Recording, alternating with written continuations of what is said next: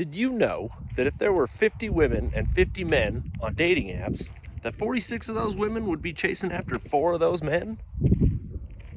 So let me see here. Delete Tinder, delete Bumble, delete Hinge. Anyway, if you're new here, I'm starting an off-grid homestead because I don't do well in what people call the real world. And I guess that probably has something to do with being neurodivergent. I was always diagnosed with ADHD from my doctors and psychiatrists growing up and was labeled as disruptive. So they gave me a bunch of nasty medications and those worked for a little while. I was a good, obedient boy. I could sit down in class and just zone in on a piece of paper that I did not care about.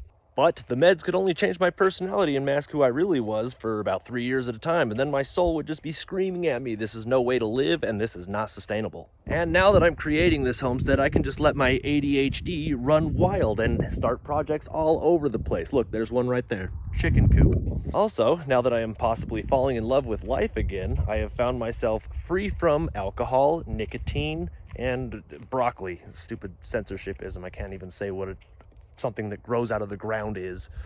But yes, there are some pitfalls to this whole thing, like dating. There aren't exactly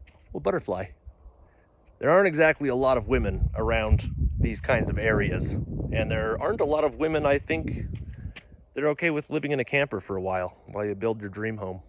One more fun statistic before I go, 80% of women are chasing 20% of men, and I don't think I'm that 20% because I don't live in a giant mansion, and I'm not a perfect 10, and I've got a red vehicle, but it's no Ferrari.